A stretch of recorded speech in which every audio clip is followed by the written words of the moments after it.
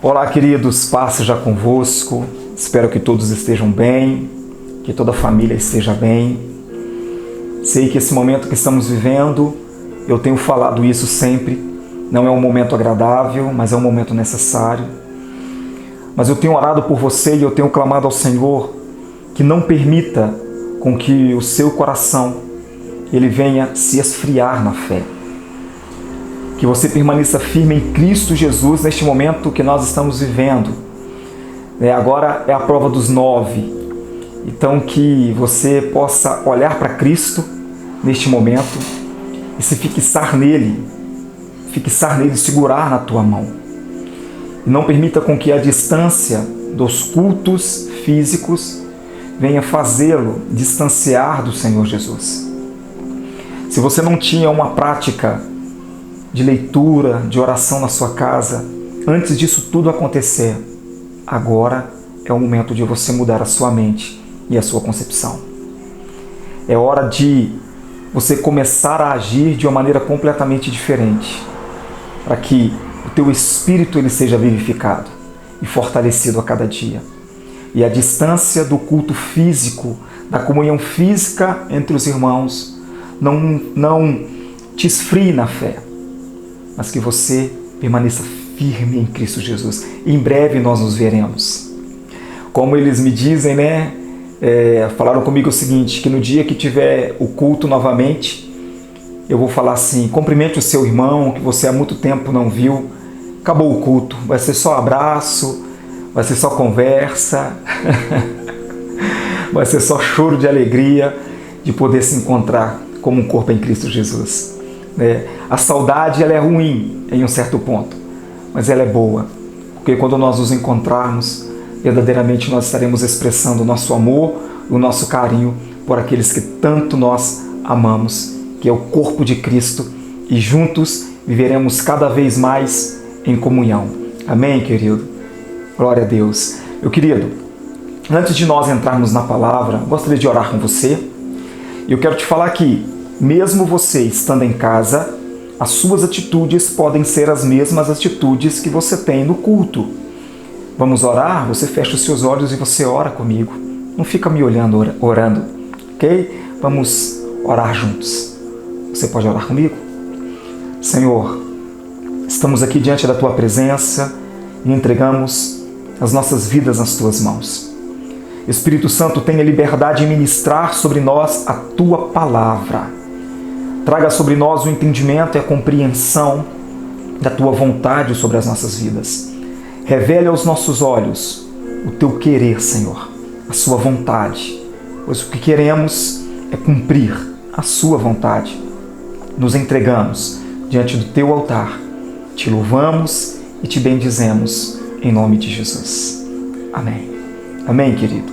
Você pode abrir a sua Bíblia comigo, por favor, lá no livro de Salmos, no capítulo 91.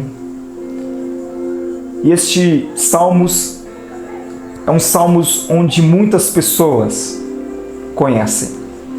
Muitas delas não conhecem o conteúdo dos Salmos, mas muitas conhecem os Salmos 91, porque deixam as suas Bíblias abertas em casa, ao ponto da Bíblia não fechar mais. Se você fecha a Bíblia, ela abre sozinha no Salmo 91. Mas o que nós queremos trazer hoje ao seu coração, o que eu quero trazer ao teu espírito hoje, é o entendimento de uma pequena parte daquilo que está escrito na palavra. Precisamos deixar atos religiosos e aprofundarmos na palavra, para compreendermos a perfeita e agradável vontade do Senhor Jesus sobre as nossas vidas e através das nossas vidas. Salmos 91, versículo 1 em diante. Olha o que diz lá. Aquele que habita no esconderijo do Altíssimo, à sombra do Onipotente descansará. Direi do Senhor, Ele é o meu Deus, o meu refúgio, a minha fortaleza, e nele confiarei. Porque Ele te livrará do laço do passarinheiro e da peste perniciosa. Ele te cobrirá com as suas penas, e debaixo das suas asas estarás seguro. A sua verdade é escudo e broquel.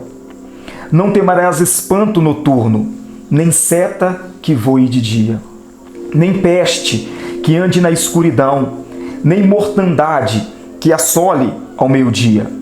1000 cairão ao teu lado e 10.000 à tua direita, mas tu não serás atingido. Somente com os teus olhos olharás e verás a recompensa dos ímpios. Porque tu, ó Senhor, és o meu refúgio. O Altíssimo é a tua habitação. Nenhum mal te sucederá, nem praga alguma chegará à tua tenda aí em nome de Jesus. Porque os seus anjos dará ordem a teu respeito, para te guardarem em todos os teus caminhos. Eles te sustentarão nas suas mãos, para que não tropeces com o teu pé em pedra. Pisarás o leão e a cobra, calcarás aos pés o filho do leão e a serpente.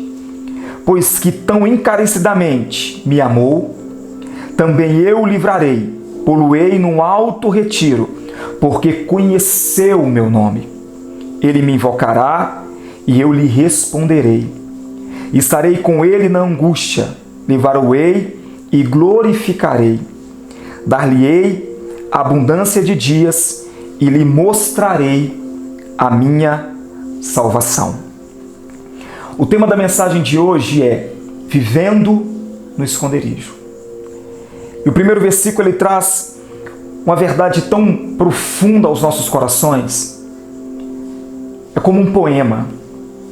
Aquele que habita no esconderijo do Altíssimo, a sombra do Onipotente descansará. Agora a pergunta que eu faço diante das palavras do salmista é: quem é aquele? Entenda que aquele, meu querido, é um sujeito indeterminado. Não significa que é Beltrano ou Fulano, se é João, Maria, Fernando, Tiago, não. Aquele é um sujeito indeterminado. E quando está dizendo sobre um sujeito indeterminado, isso significa que aquele está relacionado a todo o que ouvir e compreender quem é Deus sobre a tua vida e reconhecer a tua grandeza.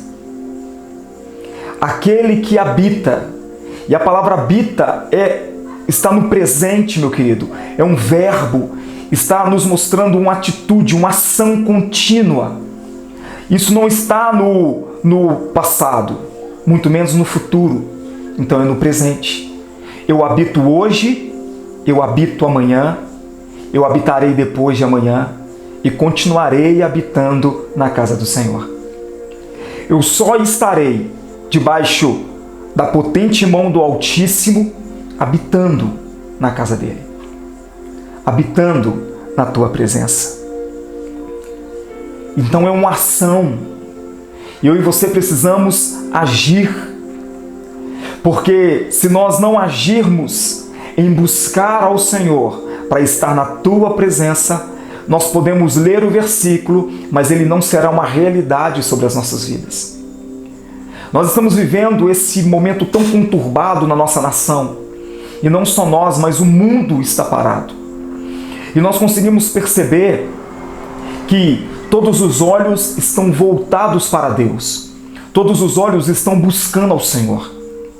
As pessoas estão cantando nos prédios, as pessoas estão cantando nas pontes, nas ruas, as pessoas estão buscando a Deus, mas eu te digo, até que ponto isso é uma atitude de fé contínua ou uma atitude de fé de desespero?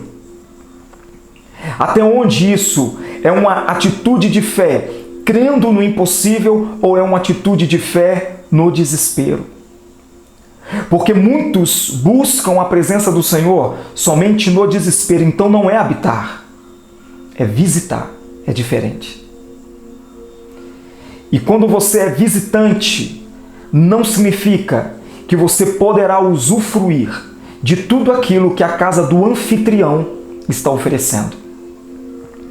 Porque quando você habita, tudo aquilo que está na casa do anfitrião. E quando eu digo anfitrião, eu estou dizendo Deus que nós servimos. Quando nós habitamos na sua presença, nós podemos usufruir de tudo aquilo que está na casa do Altíssimo, de tudo aquilo que a sua presença pode nos proporcionar, de tudo aquilo que nós podemos vivenciar diante do teu altar. Então quero te pedir, deixa de ser um visitante, passe a habitar. Porque ser visitante não significa que você está escondido no Altíssimo. Você visitou, mas você não está no esconderijo. Você não está no esconderijo. Você simplesmente visitou. Então, deixe de ser um visitante. Agora, como eu posso habitar na casa do Altíssimo? Quais são as minhas atitudes para habitar na casa do Altíssimo? O que eu tenho que fazer para habitar a casa do Altíssimo? Olha o que diz no livro de Salmos, no capítulo 3, versículo 4. Quem subirá ao monte do Senhor? Ou quem estará no seu santo lugar? Aquele que é limpo de mãos e puro de coração, que não entrega a sua alma à vaidade, nem jura enganosamente. A palavra subirá é um indicativo do futuro do presente. E é interessante, porque está dizendo o seguinte, que eu estou subindo sem parar. Eu estou também tendo uma ação contínua diante da presença do Senhor. Entende? O verbo habitar é uma ação contínua. O verbo subirá nos traz uma atitude presente, onde eu estou subindo. Então é uma ação contínua diante do Senhor. Mas ele diz algo também, fala assim, aquele que é limpo de mãos. E quando falamos mãos, estamos falando puros nos seus atos e nas suas atitudes. Salmo 51 diz sobre isso. Diz que um coração quebrantado e um coração contrito o Senhor não despreza. Um coração contrato e um coração arrependido diante do Senhor, Ele não vai desprezar. Ele abrirá os seus braços e cuidará de nós. Então só pode subir ao monte do Senhor aquele que reconhece os seus pecados, as suas falhas, a sua vida e anseia mudar, e anseia ser a diferença, anseia ser transformado em Cristo. E diz que não é aquele que entrega a sua alma à vaidade. Sabe o que significa essa palavra vaidade? A palavra vaidade traz o significado de vazio, firmado sob aparência ilusória. E é isso que nós precisamos parar de agir pela aparência. O livro de Jeremias diz assim, buscar-me-eis e me achareis quando me buscardes de todo o vosso coração. Então nós temos que parar de agir com aparência e começar a buscá-lo verdadeiramente como ele merece ser buscado. Buscá-lo em espírito e em verdade, para conseguir compreender a boa, perfeita e agradável vontade do Senhor. A vaidade é o que me faz muitas das vezes buscá-lo simplesmente para visitar a sua casa e não para habitar na tua casa. A vaidade é aquilo que enche o meu coração para buscá-lo por algo que eu anseio momentaneamente. Mas assim que eu alcanço aquilo que eu anseio, eu deixo de buscá-lo, porque eu já conquistei aquilo que eu tanto queria. Então nós temos que parar de nos aproximar diante de Deus com máscaras.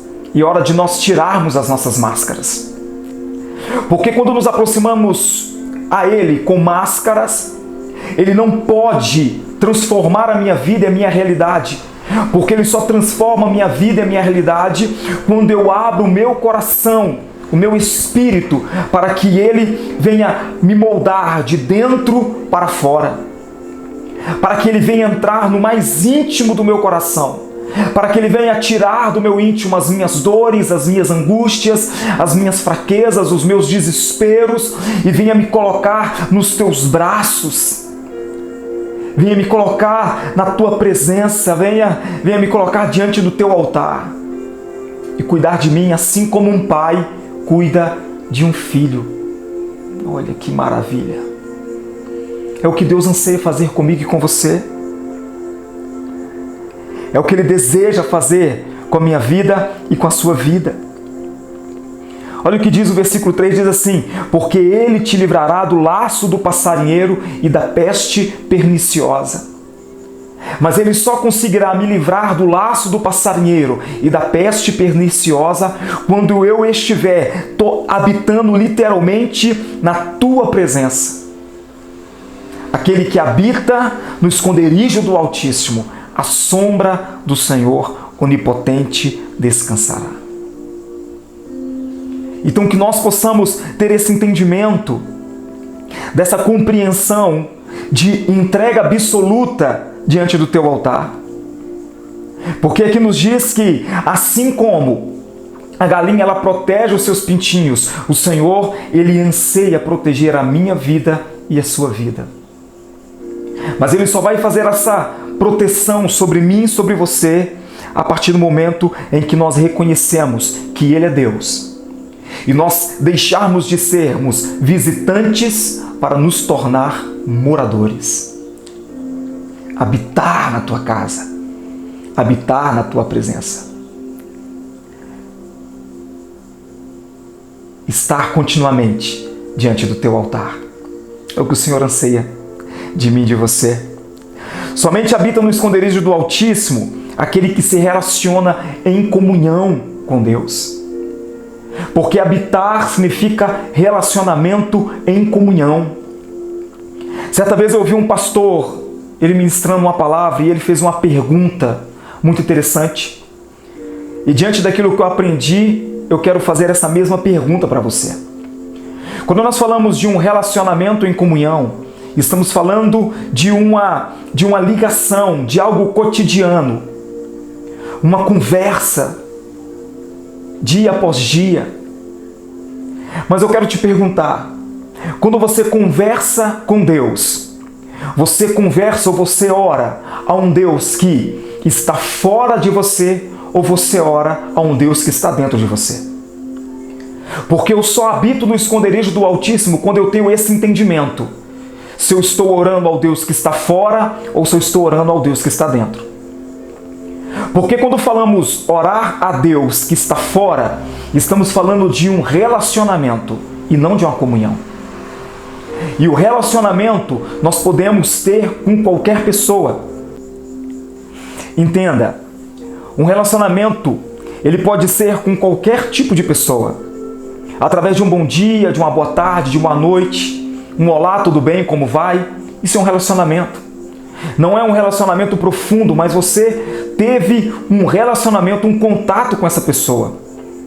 Agora, o que eu quero que você consiga entender é que assim como, por exemplo, um filho, ele pode ter um relacionamento com o pai e não necessariamente é um relacionamento de comunhão, assim também um pai pode ter um relacionamento com o filho que, ainda que não seja um relacionamento de comunhão, ele vai ter um tipo de relacionamento. Você consegue entender que muitos pais, fisicamente falando, eles não têm um relacionamento de comunhão com seus filhos, porque o único relacionamento que eles têm com seus filhos é a partir de uma pensão, 30% que é dado ao mês. Esse filho só se lembra do pai no final do mês, porque o pai precisa depositar 30%. Se assim o pai não fizer, o filho pega o telefone e liga para o pai. Pai, você deixou de depositar um valor X na minha conta. Eu preciso desse valor. Isso é um relacionamento. Eu não estou falando mal. É só um exemplo. Isso é um tipo de relacionamento. E muitos de nós estamos tendo esse tipo de relacionamento com Deus. E não é esse tipo de relacionamento que o Senhor está querendo que nós venhamos ter com Ele. A palavra relacionamento significa capacidade de manter relacionamentos, de conviver com seus semelhantes. Então, não necessariamente o relacionamento está significando comunhão, está significando uma convivência. Porque da mesma maneira que um filho muitas das vezes procura um pai quando ele precisa, da mesma forma um pai lembra do filho quando ele convém. E o Deus que eu e você servimos, Ele não se lembra de mim e de você simplesmente quando lhe convém. Nós falamos sobre isso no domingo. Deus amou o mundo de tal maneira que deu o seu Filho unigênito para morrer na cruz do Calvário por todos nós. Então o seu amor é genuíno. O seu amor foi manifesto no passado, é manifesto no presente e será manifesto no futuro. O seu amor é incondicional para comigo e para com você. Agora a pergunta é, como que é o nosso amor para com Deus? Se é um amor relacional, como eu estou explicando, é um amor fraco. É um amor raso. E por termos este relacionamento raso com Deus, não significa que eu habito no esconderijo do Altíssimo, porque eu só entro e habito na casa de alguém a partir do momento em que eu tenho confiança e conheço aquele com quem eu irei morar. E muitos dizem que estão morando, mas não moram.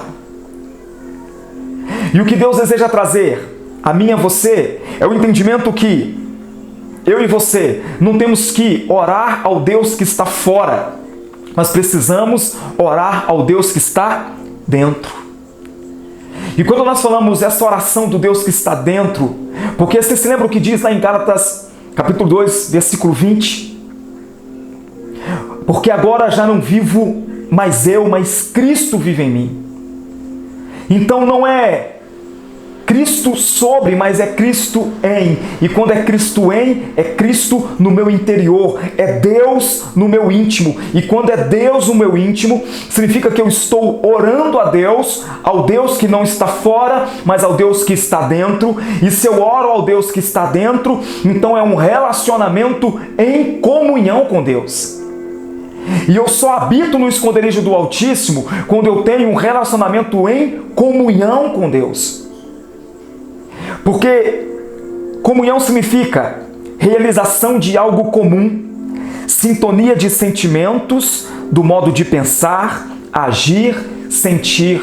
Comunhão é identificação. É completamente diferente de relacionamento. Então, o relacionamento em comunhão é a capacidade de se relacionar e conviver bem com o seu semelhante, sendo o meu semelhante o Deus que está dentro de mim, porque eu tenho sintonia de sentimentos com Ele, porque eu penso, eu ajo, eu sinto e eu me identifico com tudo aquilo que Ele pensa, que Ele age, que Ele sente. É uma identificação contínua, é reciprocidade. Quando Ele fica triste, eu me entristeço. Quando Ele se alegra, eu me alegro. Quando eu me entristeço, Ele cuida de mim. Quando eu me alegro, Ele sorri comigo. Isso é comunhão. E o que o Senhor anseia é que nós possamos ter esse relacionamento de comunhão com a Sua presença, porque esse relacionamento de comunhão que vai me direcionar para a casa do Altíssimo, que vai conseguir gerar em mim confiança, que vai me fazer crer que Deus, Ele é Senhor sobre todas as coisas e as Suas mãos estão sobre a minha vida, independente do que aconteça. Porque eu só tenho uma consciência de comunhão e uma consciência da grandeza de Deus quando eu me entrego a Ele em espírito e em verdade. Olha o que diz lá no livro de Evangelho de João, no capítulo 14, no versículo 23. Diz assim: Jesus respondeu e disse-lhe: se alguém me ama, guardará a minha palavra e meu Pai o amará. E viremos para Ele e faremos nele morada. Então, como eu sei que eu tenho um relacionamento em comunhão com Deus? Quando eu amo a Sua palavra, acima de todas as coisas, e a Sua palavra ela é guardada em mim, e a Bíblia está dizendo que quando eu amo a Sua palavra e a Sua palavra está em mim, dá liberdade ao Senhor de fazer em mim morada. Então a pergunta é: você ama a palavra do Senhor? E talvez você responda: sim, eu amo a palavra do Senhor. Mas amar a palavra do Senhor está relacionado a conviver com ela todos os dias. Eu falo muito na igreja a respeito de trazer a palavra sobre o íntimo, e nós só conseguimos trazer e guardar a palavra na nossa vida quando nós lemos a palavra, porque a palavra ela gera em mim comunhão, a palavra ela gera em mim fé, e é a palavra que vai me estruturar em Cristo Jesus e vai conseguir fazer com que eu creia, ainda que o mundo esteja desmoronando, eu creio em Deus e não importa o que aconteça. É a palavra que gera isso em mim. Porque quando nós encontramos os discípulos no livro de Atos em diante, ou os apóstolos, quando nós os encontramos, estes mesmos homens que aprenderam com Cristo Jesus, eles agora enfrentando tantas adversidades, e cujas adversidades eram prisões, eram sofrimentos, eram dores, eram açoites, mas ainda assim eles não esmoreciam na fé, e ainda assim também era morte. E eles não esmoreciam na fé, porque nós encontramos a palavra nos mostrando o primeiro mártir sendo Estevão. E o que a Bíblia diz? Que antes de morrer, Estevão olhou para o céu e clamou: Pai, perdoa-lhes porque eles não sabem o que fazem. Estevão, ele tinha um relacionamento de comunhão tão grande com Deus, que ele sabia que Deus era o seu refúgio e a sua fortaleza. Ele estava literalmente habitando no esconderijo do Altíssimo. E é isso que nós precisamos estar. Habitar no esconderijo do Altíssimo. Salmo 119, versículo 11 diz: Escondi a tua palavra no meu coração para não pecar contra ti. E o porquê a importância de esconder a palavra no coração? Porque o pecado, ele é um mutilador. O pecado, ele mata a minha fé. O pecado, ele me distancia de Deus. O pecado, ele me faz duvidar da palavra. Mas quando eu estou com a palavra no meu íntimo, meu querido, eu não esmoreço, eu permaneço firme no Senhor. Então entenda, neste caso, nesse versículo que nós acabamos de ler, Salmo 119, 1, o que vem primeiro, meu querido, não é o ato de não pecar contra Deus. Porque muitas das vezes nós ficamos preocupados se estamos pecando contra Deus ou não. Não, nós não temos que nos preocupar se pecamos contra Deus ou não. O que nós temos que fazer é esconder a palavra de Deus no nosso íntimo. Porque quando nós escondemos a palavra de Deus no nosso íntimo, o pecado, ele não terá força sobre a minha vida e sobre a tua vida, porque a palavra está em nós. E se a palavra está em nós, essa mesma palavra estará nos direcionando para a vida e não para a morte. Essa mesma palavra estará revelando o laço do passarinheiro e nos afastará de todo o mal. Porque a palavra em mim é esperança para a glória de Deus, se manifesta desde as ruas até as nações. E é o que Deus deseja fazer através da minha vida e da sua vida. Existem milhares de pessoas que estão ao meu redor e ao seu redor, e que estão preocupadas com tudo isso que está acontecendo. E o único lugar em que elas podem encontrar refúgio se chama Deus. E o lugar em que Deus irá manifestar esse refúgio sou eu e você. Agora eu te pergunto, você está firmado em Deus ao ponto de dizer às pessoas ao seu redor: creia tão somente, ou você está se enquadrando dentro desse grupo de desespero que estão vivenciando esse desespero atualmente? Porque milhares de pessoas estão sem paz no seu coração por tudo isso que estão passando. Mas eu te pergunto, você está com paz no teu íntimo? Porque a paz de Deus, que excede todo o entendimento, ela só vai trazer sobre o meu coração e sobre a minha mente essa paz, só será real sobre mim e sobre você a partir do momento em que eu estiver literalmente com a palavra de Deus guardada no meu coração. Porque eu irei crer que o Deus do impossível poderá fazer grandes coisas. Sabe por que os discípulos, eles oravam pelas curas? Porque eles sabiam que o Cristo que eles adoraram, que eles serviram, era o Cristo vivo. E é por isso que eles oraram por cura. É por isso que eles não temiam a morte.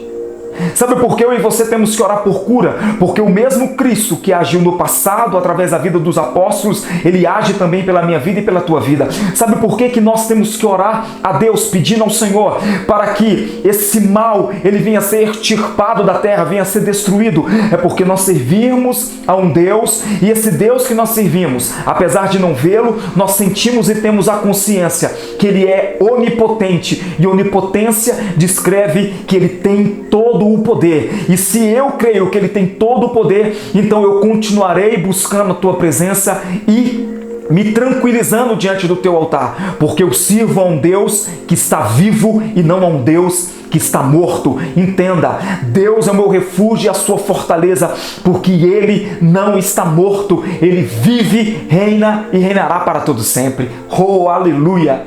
Esse é o nosso Deus. Você consegue entender isso? Esse é o nosso Deus. Esse é o nosso Deus. Ele vive, reina e reinará eternamente. E essa concepção, essa compreensão dessa grandeza de Deus é que me faz descansar em paz no Senhor. Descansar tranquilo nos teus braços. Seguro estou nos braços daquele que nunca me deixou. É isso que nós temos que descansar. Assim como uma ovelha confia no pastor, eu e você precisamos confiar no pastor. Salmos 23, ele retrata uma verdade tão linda. E Davi, ele traz uma experiência do pasto para a sua vida. Davi, ele não escreveu os Salmos 23 enquanto ele estava no pasto. Ele escreveu os Salmos 23 quando ele já era rei. Mas ele não se esqueceu das experiências que ele vivenciou no pasto. E quando ele dizia, o Senhor é o meu pastor e nada me faltará, ele tinha certeza daquilo que ele estava dizendo. Porque ele, como pastor de ovelhas, ele não deixava com que as suas ovelhas viessem a ter falta, viessem a ter sede, viessem a correr perigo. Porque ele, como pastor de ovelhas, ele tinha um entendimento que ele era a proteção das suas ovelhas. E as ovelhas conheciam a voz do pastor. E é por isso que quando Davi chamava, as ovelhas, elas respondiam indo até Davi. Respondiam em ação, se locomovendo, porque o pastor está chamando. Agora eu te pergunto, e hoje estou fazendo muitas perguntas. Você está ouvindo a voz do pastor? Ele está chamando. Ele está falando comigo e com você. Ele não se cala. Os teus ouvidos não estão tampados. Os teus lábios não estão fechados. Ele está falando e ele está ouvindo. Agora, será que nós estamos ouvindo o que ele está falando? E estamos fazendo aquilo que ele está dizendo? Davi diz que o pastor levava as ovelhas para pastos verdejantes e para águas tranquilas. E sabe o que o pastor em muitos momentos ele tinha de fazer com a ovelha? No momento em que a ovelha começava a desviar do caminho, o pastor ele pegava a sua vara, ele ia até a ovelha e ele lhe dava algumas varadas, lhe direcionando novamente para o caminho. Será que o que nós estamos vivendo não são algumas varadas para trazer a humanidade para o caminho que vai conduzi-la para a salvação? Porque talvez nós estávamos caminhando para a destruição. Porque estávamos tendo pensamentos individualistas, atitudes individualistas. Não estávamos amando a Deus e não estávamos amando ao próximo. Eu não estou dizendo que é isso. Eu estou dizendo aquilo que o Espírito de Deus está trazendo ao meu íntimo.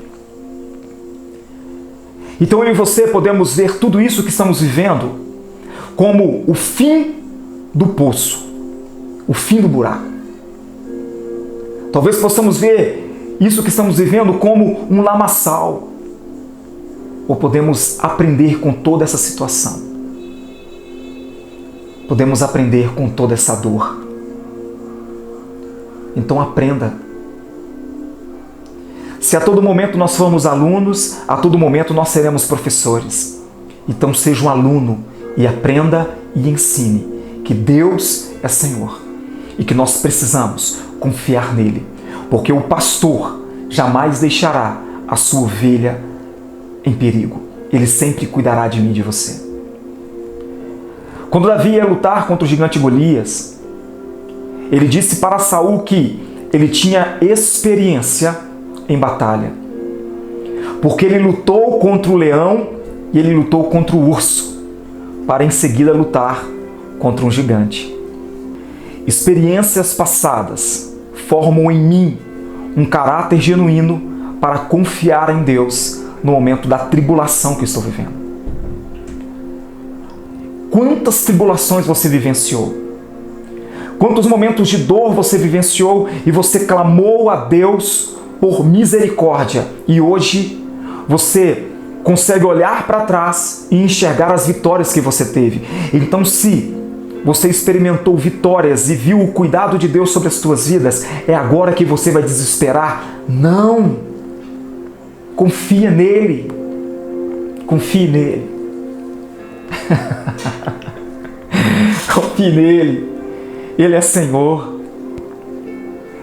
Tenha um relacionamento de comunhão com Ele. Sinta o que Ele sente. Sinta o que Ele sente. Tenha uma consciência. A consciência de santidade. Sabe quando que nós conseguimos entender aquilo que Deus está dizendo? Quando nós temos uma consciência de santidade. Porque a consciência de santidade, ela vai me direcionar para buscar a Deus a todo momento. A consciência de santidade, ela vai me impedir de me afastar de Deus ou de cometer qualquer ato que venha destruir essa comunhão. Sabe quando um relacionamento entre amigos, ele é rompido? Quando em uma das partes existe falsidade. Mas quando em ambas as partes existe verdade, a comunhão do relacionamento ela permanecerá fiel e permanecerá firme. É por isso que muitas amizades perduram desde a infância até a velhice. Porque existe em ambas as partes verdade, confiança, amor, carinho, empatia. Sabe quando nós mantemos uma vida de comunhão com Cristo? Quando nós deixamos de ser falsos diante do Senhor e nos achegamos a Ele como verdadeiramente somos. Não emocionalmente, como nós falamos no domingo retrasado, mas objetivamente, nos mostrando, dizendo: Senhor, eu estou com medo, Senhor, eu estou com dúvida, Senhor, meu coração está doendo, Senhor, eu preciso da Tua ajuda. E Ele vem, nos abraça e cuida de nós.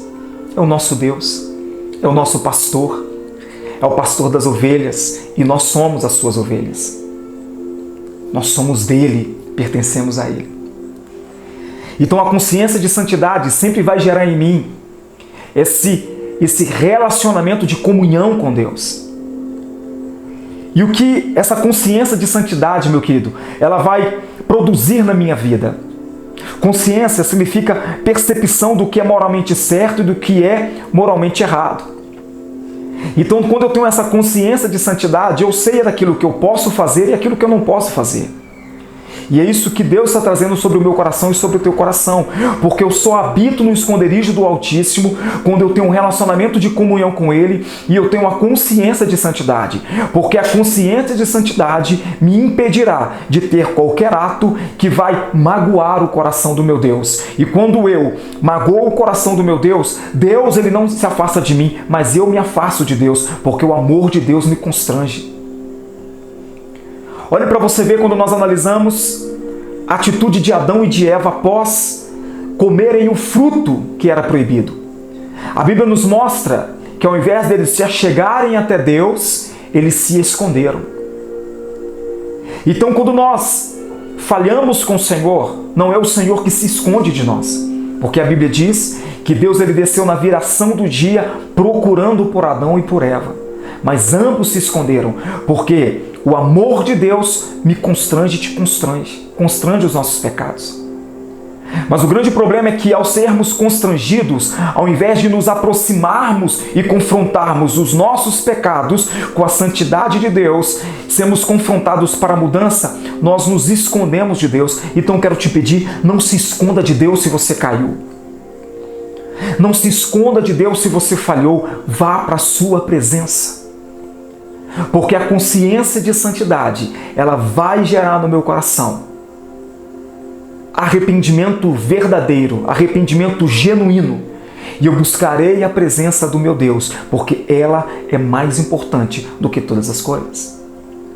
Então entenda, a consciência de santidade, ela vai gerar em nós uma consciência de relacionamento em comunhão. A consciência de relacionamento em comunhão gera em nós uma consciência de amor pela palavra. A consciência de amor pela palavra gera em nós uma consciência de confiança. A consciência de confiança gera em nós a consciência de entrega. A consciência de entrega gera em nós a consciência de paz. A consciência de paz gera em nós a consciência de agradecimento. E a consciência de agradecimento gera em nós a consciência de louvor. Sabe por que a consciência de santidade ela gera tudo isso, meu querido, na minha vida e na sua vida? Porque nós entendemos quem Deus é. No versículo 1 e no versículo 2 existem 4 palavras que descrevem literalmente a grandeza do nosso Deus. A palavra Altíssimo, Onipotente, Senhor e meu Deus. A palavra Altíssimo significa que Ele é maior do que qualquer ameaça ou perigo que venhamos enfrentar. Então tudo isso que estamos passando não é nada diante de Deus, porque Ele é maior do que todas as coisas. Salmos 91, versículo 1 está lá. Fala que Ele é onipotente, destaca o seu poder para enfrentar e destruir todo e qualquer inimigo. Salmos 91, versículo 1 está lá. Ele é o Deus onipotente. Ele é forte e corajoso. Nada pode abalar o Deus que nós servimos. E por que você duvida? É porque não existe a consciência de santidade. É porque não existe um relacionamento de comunhão.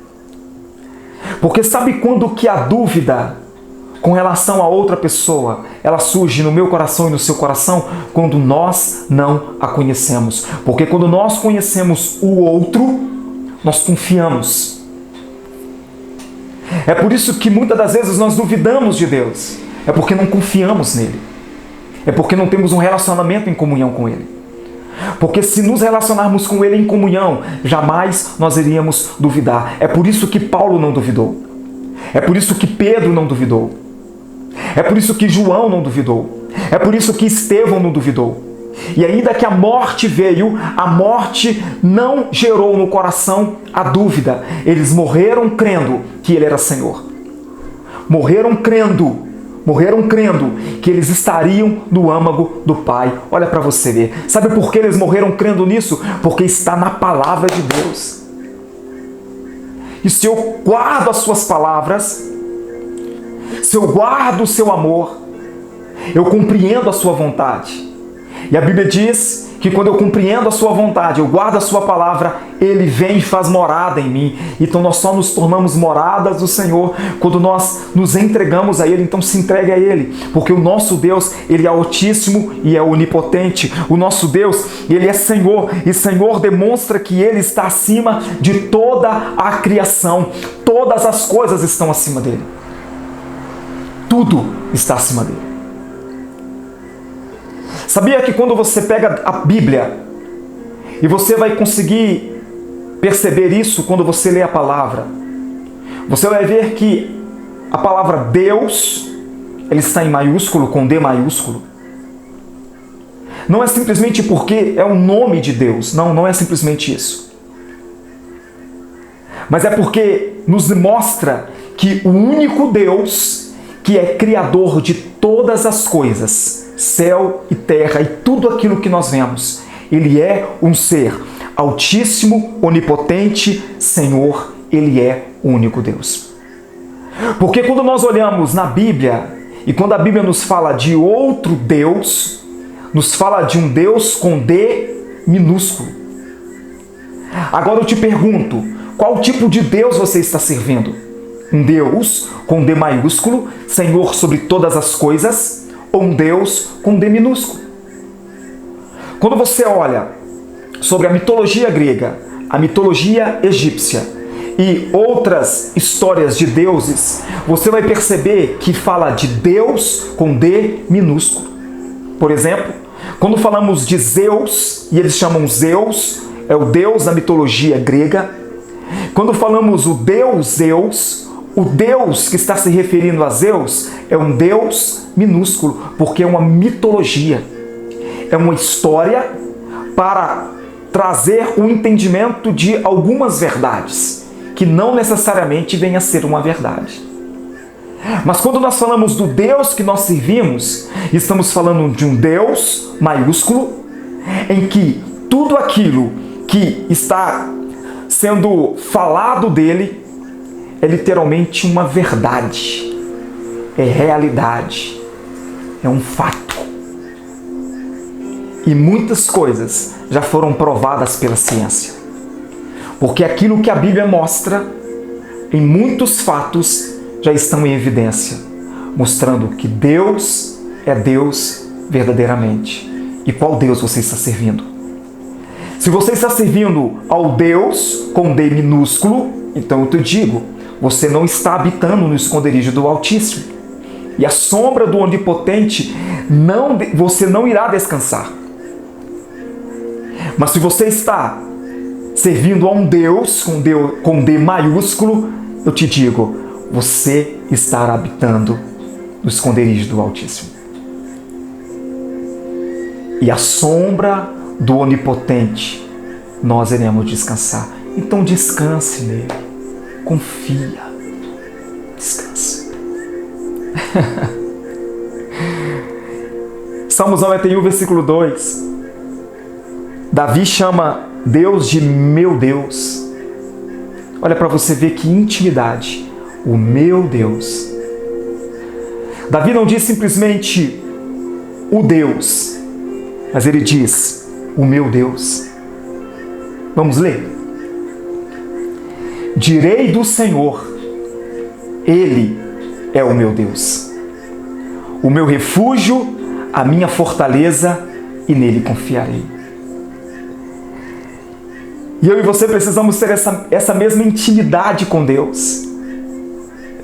Olhar para Deus e dizer, tu és o meu Deus, em ti confio, tu és o meu refúgio, em ti eu descansarei. E essa expressão, meu Deus, ela significa a verdade de que Deus é totalmente íntimo a mim e a você. Então pare de chamar a Deus simplesmente como Deus qualquer ou o Deus, mas trate Ele com amor e com reverência. Tu és o meu Deus, com um sentido de propriedade. Tu és o meu Deus e eu sou o teu filho. Tu és o meu Senhor e eu sou teu. Tu és o meu rei e eu sou o teu servo. Tu és o meu refúgio, a minha fortaleza. Tu és o meu socorro, bem presente na hora da angústia. Em ti confiarei, em ti descansarei. e não me abalarei. O que eu preciso fazer é esperar com paciência no Senhor. Salmos 40, olha o que diz. Esperei com paciência no Senhor, e Ele se inclinou para mim e ouviu o meu clamor. Tirou-me de um lago horrível, de um charco de lodo, pôs os meus pés sobre uma rocha, firmou os meus passos, e pôs um novo cântico na minha boca, um hino ao nosso Deus. Muitos o verão e temerão, e confiarão no Senhor. Você pode declarar isso comigo? Você pode repetir isso comigo? Nós podemos profetizar essa palavra sobre a minha vida e sobre a tua vida. Essa confiança ao ponto de esperar, porque neste momento que estamos passando, nós temos que ter a paciência, como diz o salmista. Você pode repetir isso comigo? Repete comigo, por favor. Esperei com paciência no Senhor, e Ele se inclinou para mim e ouviu o meu clamor.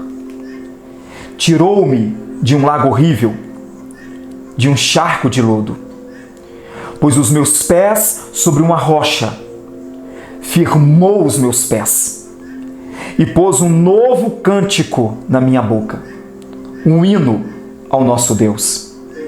Muitos o verão e temerão e confiarão no meu Senhor. Amém, querido? Então confie em Deus. Confie no Senhor. Só se habita no esconderijo do Altíssimo aquele que tem um relacionamento em comunhão com Ele. Só habita no esconderijo do Altíssimo aquele que tem uma consciência de santidade,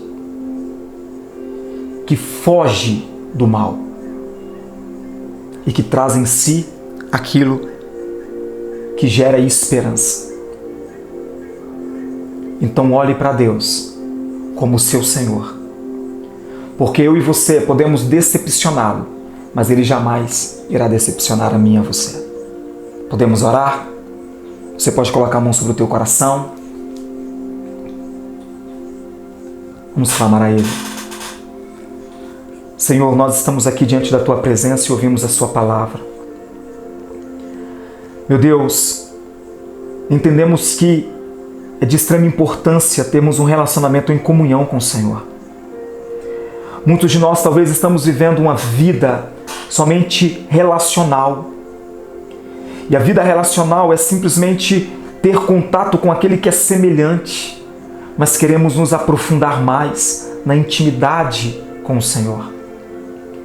Então gera em nós, ó Deus, um sentimento, uma vontade, Senhor, insaciável de ter um relacionamento de comunhão. Porque a minha vida diante do Teu altar diariamente que me fará crer nas Tuas promessas, que me fará crer que o Senhor é o Deus do impossível. Senhor, a Sua palavra diz que aqueles que habitam no Teu esconderijo são aqueles que descansarão na Tua sombra. Meu Deus, traga essa realidade sobre as nossas vidas, sobre a vida de cada família, sobre a vida de cada casa. Vá de encontro, meu Deus, a cada coração que neste momento está desesperado e que está olhando para o futuro e com medo de tantas notícias ruins que temos ouvido.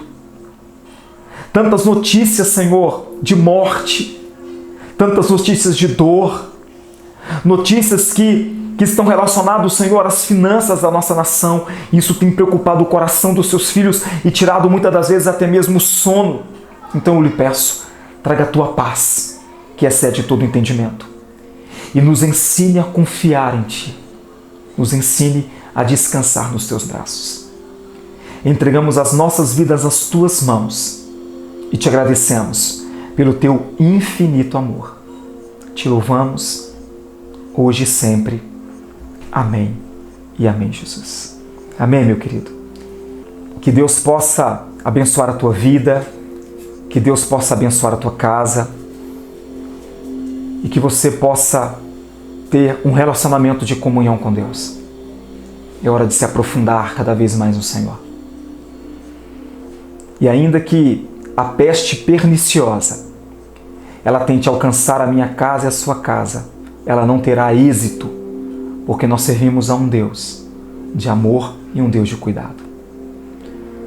Continue a cuidar da sua família, continue a cuidar dos mais velhos, dos mais experientes, continue a cuidar de todos e continue firme no Senhor. Amém? Deus te abençoe. Tenha uma ótima semana. Beijão para todos. Tchau, tchau. Fique com Deus. Até mais.